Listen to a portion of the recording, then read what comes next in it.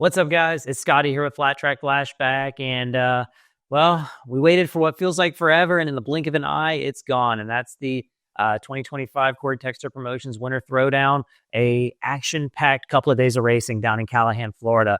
Definitely had a blast. It was so much fun hanging out down there with all the riders, and I want to give a huge thank you to Corey and his entire team, everybody involved, everybody at Callahan Speedway. This is the second year in a row. They've had a lot of variables thrown their way and had to adapt their schedule, and having to push everything onto Friday made for quite a marathon. I've kind of been amongst friends calling it the 16 hours of Callahan. And it was a long day and a lot going on, but they were able to get the whole weekend for all the riders who traveled down there and make sure that everybody got their laps in and got a full program of racing. And it's really special to see so many people come from all over the world to attend this event. It's a really, I don't know if we appreciate it for as much as we should, but it's a really special thing to see so many riders be able to come together like this in January and just all for the love of flat track racing, and to get an amazing event like Callahan Speedway and Corey Texter Promotions and Mission Foods was able to give us to kickstart the 2025 Mission CTR Flat Track Series. I mean, this is a really special event, and I hope it's something that Corey's able to keep going for many years to come. I want to thank every single rider that I got to chat to down there. Really appreciate you guys taking time to talk to us, and just this community that all comes together. It's a really incredible weekend. It's a really powerful weekend. For me, especially, I'm incredibly thankful to Kyle Snyder and Kolby Carlile, my roommates from down there. It was fun getting together and do a King of the Throwdown recap with them Thursday night. We did not get to record anything on Friday night. Late nights at the hotel and early travel days on Saturday. I know it feels like excuses, and I'm sorry, I know, but what else is new in 2025? A man lying about how long something would be. But with that being said, what an incredible weekend.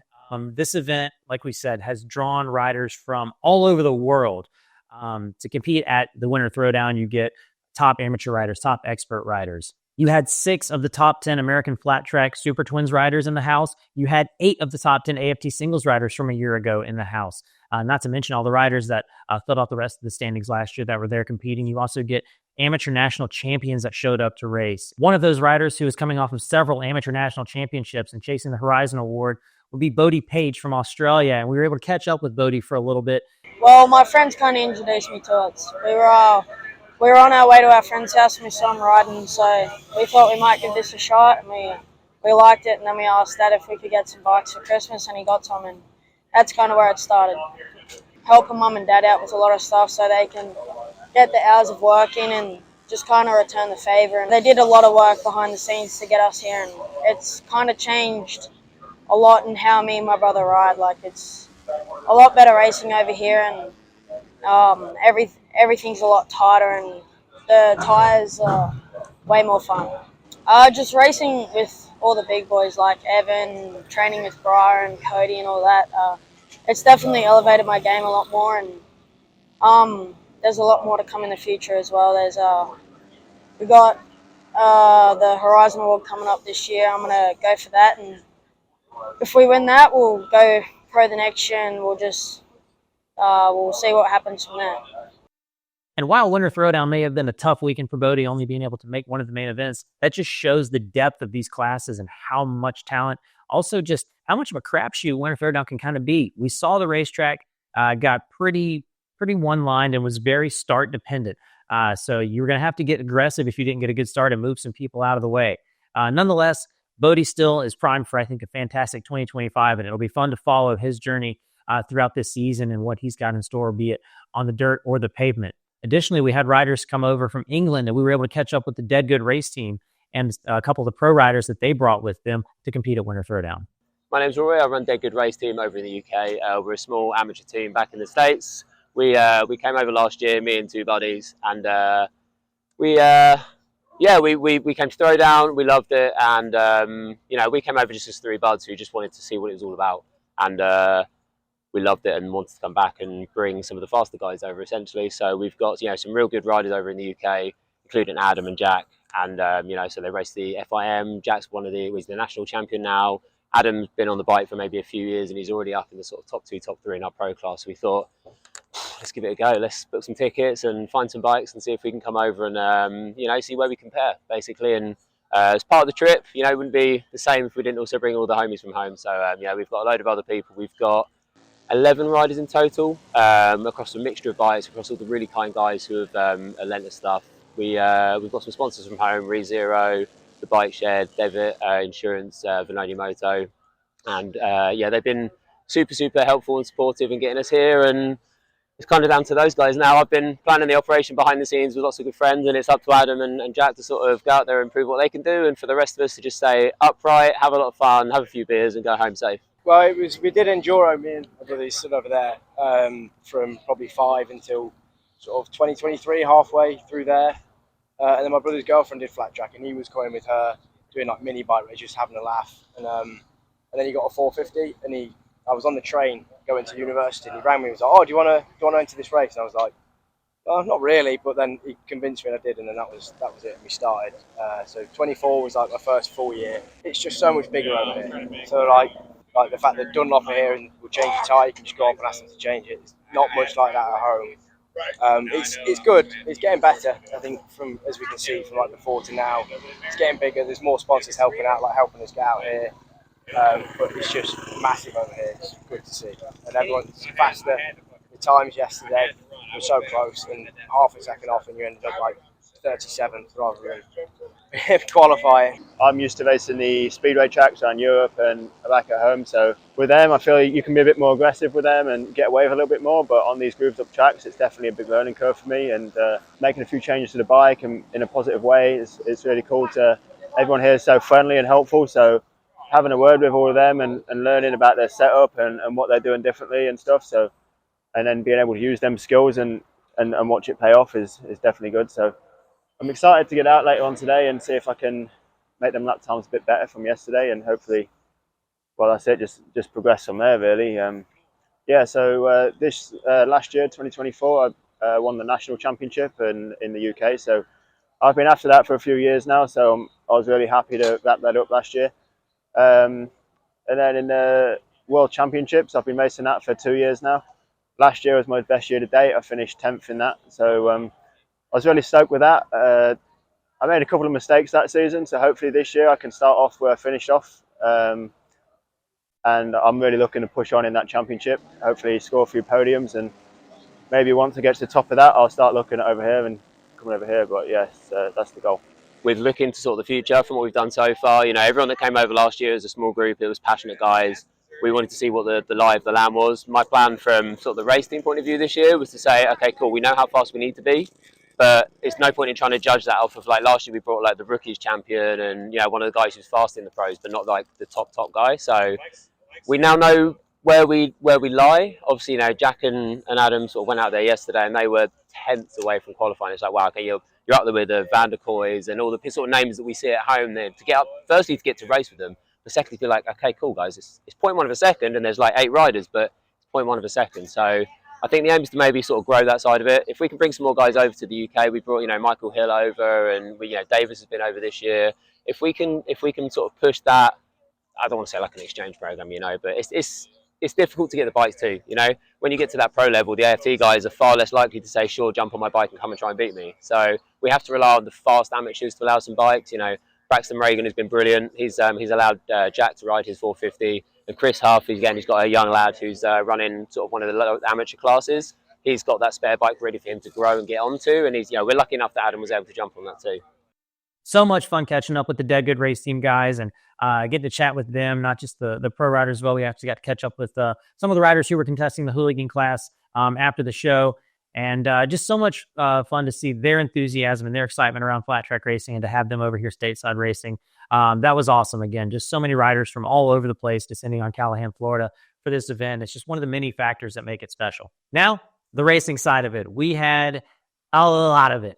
We already talked about King of the Throwdown in the past video, so we're going to look at Friday's action now. With the way this event is set up, Corey splits the racing into 2 groups. You've got Group 1, which is predominantly more of the youth riders. He also has the novice class, vintage class, and 60-plus before the night show, which would be more of your pro riders and your higher CC amateur classes, also mixed in with the hooligan and the 30 and 40-plus class. So Starting with the youth classes, and I said it in a write-up that I did for the event, I'll say it again. Even though Cruz Texter may be nicknamed Sharkbait, he was the apex predator of the 50cc class. Cruz won every single race on a 50cc at Winter Throwdown and in dominating fashion. He had a good little battle with Ray Resendez in the 50cc chain class, but Cruz was super dominant en route to 4 wins on the weekend across the 50cc chain and 50cc air-cooled class. And apparently, winning 4 races would get a little contagious because Jackson Joyner would join the party, and he would pick up both wins on the 65cc and the 85cc on the weekend. And Jackson is a very promising rider from California, one of the many Californians that shined in Callahan. Now, Joyner's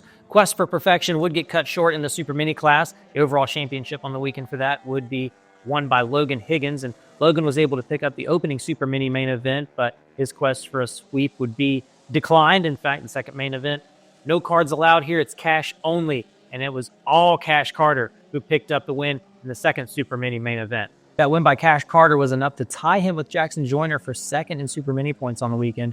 As we mentioned, Logan Higgins is the champion in that class, but 2 points, very, very tight between those riders for that championship on the weekend. Jackson Joyner, had he been able to find those couple extra points, would have gone perfect, at least in the weekend overalls, with his championships backing up the 65 and the 85. But this will be a fun group to watch throughout the year, and another impressive rider in the Super Mini and 85 classes, all the way over from Australia, more international support. Lucy Heaton New, we talked about her in the preview, being the Brisbane Cup champion in the 85 class and coming over here. She would end up 6th overall in the Super Mini class, but 2nd overall behind Joyner in the 85cc class, and that's a huge bonus for her coming over and being right there as a front runner with all these other riders. When we talked about winning 4 races on the weekend, I'm going to look at the 50-plus class in the night, 60-plus class during the day. Davey Durrell, a couple of sweeps there. He was contested by Greg Boyle at night in that second 50-plus main event, but Durrell, strong contention throughout the day and picked up 4 wins, which for Davey now puts him at 10 wins overall at the event. So he's climbing on up the leaderboard there. Looks like he's sitting 3rd overall with wins at the event throughout its entirety since beginning in 2019. Back to Group 1, another class that saw a split would be the Open Novice class. We had Eli Block, who's coming over from contesting Moto America last season and looked really strong. In fact, very impressive in the novice class, and even put together a couple of really good performances later in the night in the amateur classes. Eli would get the overall in the Open Novice class, even after settling for a runner-up spot in the second novice main event on the day to Jackson Settle. In the vintage class, it looks like Benjamin Miller was going to be untouched after that first main event, but a crash in his heat race for the second program would derail his chances at a perfect weekend. He actually would not be able to make the start of the vintage main event. That opened the door for Alex Childs to come through and pick up the victory and the overall on the weekend. So congrats to Alex for his vintage overall victory. A little bit ago, we mentioned Greg Boyle pushing Davey Durrell to the limit. Well, Greg would not be the bridesmaid the entire night. He would get a couple of wins in the 40-plus class. Clean sweep for him. The vet classes, they had each one had a rider sweep it. So we mentioned Durrell swept the 60-plus and the 50-plus. Greg Boyle got the sweep in the 40-plus. And William Cato got the best of the 30-plus class, winning both races in that on the night. Keeping with the theme of breaking out the broom in Callahan, Sean Raggio was definitely leaps and bounds above everybody in the hooligan class. Ran away with both main events, but a fun little battle with some of the riders from the Dead Good Race team there in the hooligan main events. They had a good little scrap there for second, third, on back through 5th. Some fun little racing back with those guys in the hooligan main event to add a little excitement while Raggio was just checked out front, clicking off the laps.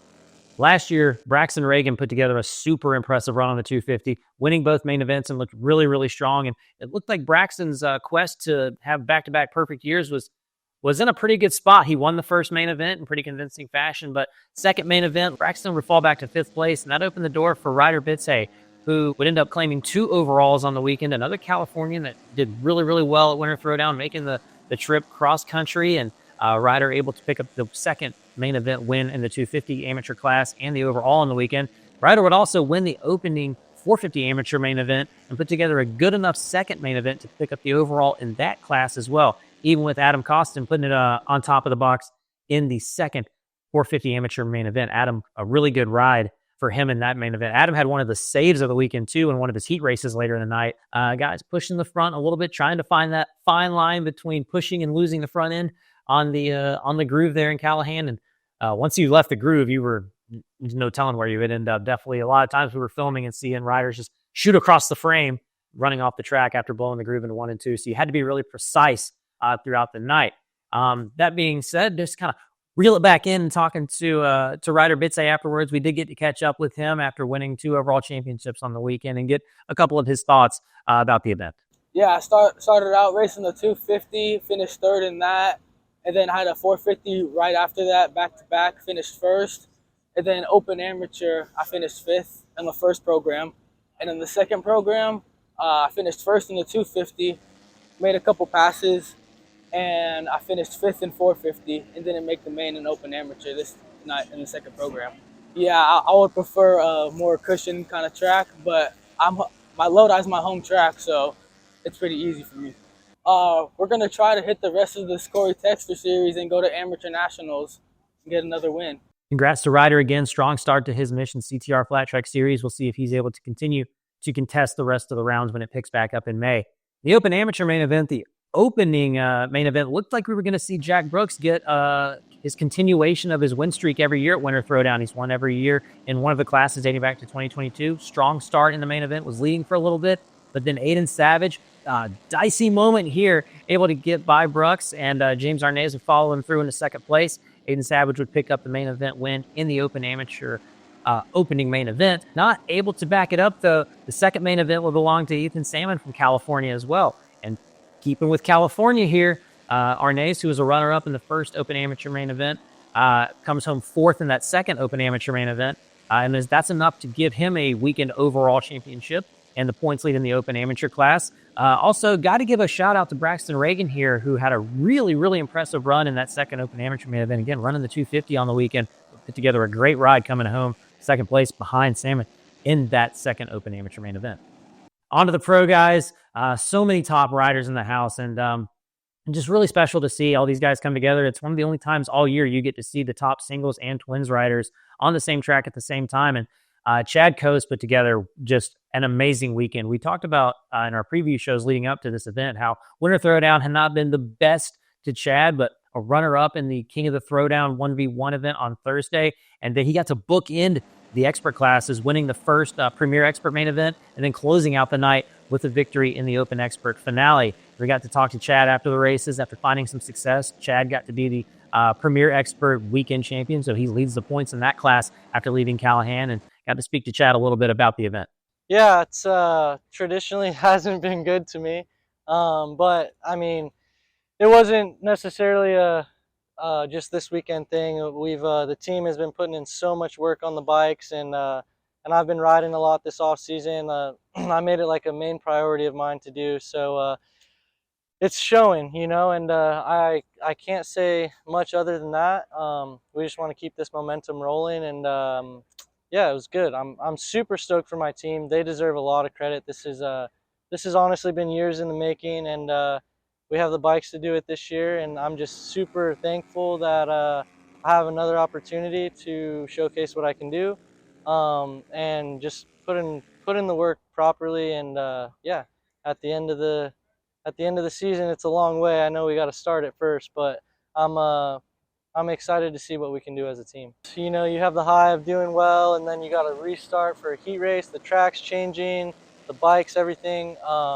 And then, you know, the weather, like it gets really cold and we're sitting here for so long. And but hey, I mean, it was a great ran event. Corey and his crew did everything they could to make everybody happy and run 2 full programs in one day with the most amount of amateur riders in the whole of any race in the whole country. So hats off to those guys. They deserve a lot of credit for what they did. Yeah, as a rider, wasn't ideal, but it's good. It's good mentally. You gotta stay locked in, because you know anything can happen at any time. So for me, it was good. I'm glad we finished off strong with the win. Like you said, the whole weekend was good to us, and just excited to stay healthy and keep putting work in for Daytona. Other expert winners on the weekend would be Justin Jones. He claimed the second Premier Expert main event win on the weekend. And also, Jared Lowe picked up the opening Open Expert main event. And it was so cool to see Jared fired up after that very impressive ride, leading the race start to finish. Great start, pulled out a nice little gap, and came home with the victory over brother Trent Lowe. Trent would end up being victorious in the Mission Challenge on the weekend. So the Lowe brothers in the low temperatures shining bright there in Callahan. And Jared would actually come away with the weekend championship at the Open Expert class. So a lot of confidence building for him. These are tough races to win. Just making a main event at Winter Throwdown is something to be proud of. And to come away with a win, you can ride that high for quite a while. We'll see how this obviously carries into the rest of the Mission CTR Flat Track Series, as well as the Progressive American Flat Track Series. Several rules that Corey wanted to incorporate. He wanted to keep it very consistent with AFT's rules when it comes to the expert classes. So maybe a little bit of a taste of what to expect for some of these guys when they're competing at the AFT events later in the year. A lot of short tracks on the year, obviously. This event, not an AFT event, being somewhat of an outlaw event. So maybe some riders doing more, testing and getting some laps on newer bikes and trying to get comfortable and maybe not pushing the limits as much as they might on an American flat track round. But boy, the racing was still dicey, and you can tell these races mean a lot to the guys that show up. So much fun seeing the passion from amateurs and pros alike when they're winning races, and just a very special event. Once again, thank you to everybody who makes this race happen. It's truly a special event. Just having so many bikes on the ground, so many competitors. Corey again surpassing 800 entries throughout Thursday and Friday. And again, just amazing efforts by the whole team to get everything in on Friday night. Sure, it was a long day, but we got all the racing in. And you got to see every single rider complete all their laps, all these championships starting to build storylines going into Daytona Bike Week and throughout the rest of the year with the Mission CTR Series. Some things to look at. Going into American flat track racing here in 2025, just a very exciting time. And we are always riding a little bit of a high throughout the weekend through Winter Throwdown. It helps us get through those long days.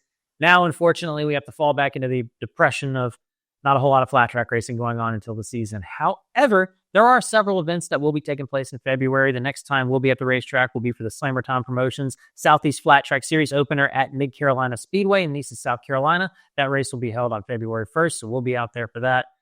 Thank you guys again for watching this. Thank you to everybody that, again, took time to chat with us down there at Winter Throwdown, to people who came up and talked to us about the channel and the Sideways podcast with Kolby Carlile. Really appreciate your kind words. It means a lot.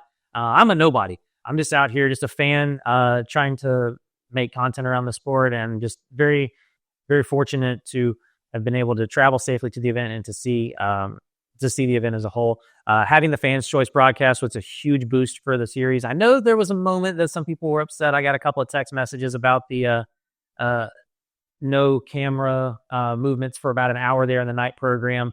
But overall, having Fans Choice there is going to be a huge boost to the series. And it was great to hear Ian Riley and Kolby Carlile on the mic. They did an amazing job from what I can hear. I can't wait to go back and rewatch those shows this week when I get to work from home for the full-time job. Of course, I'll be doing my work and not just paying attention to the broadcast. Again, thank you everybody for your support. Thank you for keeping us motivated to keep this going. Thank you, Corey Texter Promotions. Thank you, Mission Foods. Thank you to everybody involved with Callahan Speedway and this series. Thank you to all the riders and fans that showed up, all the people who are families of the riders, all the people who traveled in. Thank you to the media people who cover this event and just make it what it is. It's you see a lot of things posted about it leading up and throughout the event. It is a big deal, and it feels big when you're there. And it's always going to hold a special place in my heart. I know the first time I went in 2021, I was blown away, and every year this crew there continues to one up themselves, and always get to leave the weekend with a smile on my face. And I hope that everybody who attended the event feels the same way. It's a truly incredible experience, and for anybody who hasn't been to a Winter Throwdown yet, if it comes around again next year, which hopefully it will, I highly recommend this be one of the top things on your bucket list if you're a flat track fan. Lima, Springfield, of course. Daytona Bike Week, of course. But seriously, traveling to Callahan, Florida for the Winter Throwdown is a truly incredible event. And we'll talk probably more about it with Kolby Carlile on the Sideways podcast. I look forward to the Tank Slapping podcast when Corey and Eric get to recap the event through their eyes and getting to hear the different sort of perspectives from everybody and how they experience the event. You know, Corey having to be in the weeds with all the stuff that he has to carry throughout the event. Eric Hartley, obviously, with Oliver Racing, having to be a race dad there. Kolby gets to be in the booth and calling things. Me, I'm just a dude in the stands. So a lot of different perspectives that we'll get to take in. I always definitely make sure you check out Off the Groove with Scotty Dubler. And, we talked about Sammy Halbert with his event coming up. If you're not subscribed to his OnlyFans and his YouTube channel and following him on socials, he competed over there at Rossi's Ranch the weekend here before Throwdown and put out a lot of great content from that. So just continue to keep supporting the people who are supporting the sport. How we doing, Roger? That was doing a lot of stuff down there, Winter Throwdown, and helping out these riders sort of get their name out there. Really awesome to see that they were involved in the event. I could go on and on, but I think I'll stop it here. The next round for the Mission CTR Flat Track Series will be in May 16th and 17th, up in Salem, Ohio, at Western Reserve Motorcycle Club. So we'll see how the season's going at that point, and who's going to be able to carry their momentum and stretch their points lead, close the gap, maybe find those first wins. To all the riders who went down, we're thinking of you, and we're glad to see that. From what I understand, everybody is okay, and I hope that everybody's able to recover and can get back to the track soon. Obviously, we never want to see that.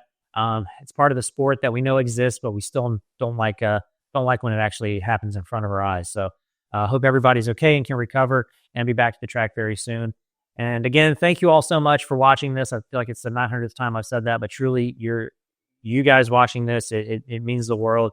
I'm just thankful that God put me here and allows me to make it safely to and from races and to have the capabilities to put these things together. Very blessed in that aspect. And just thank you to all the viewers, all the racers, your teams, families, all the sponsors involved in the sport for keeping this thing so special. And we'll talk to you guys hopefully pretty soon, maybe after the Sammy Halbert event at Mid Carolina. But yeah, until then, be safe, and we'll see you at the racetrack. Peace out, y'all.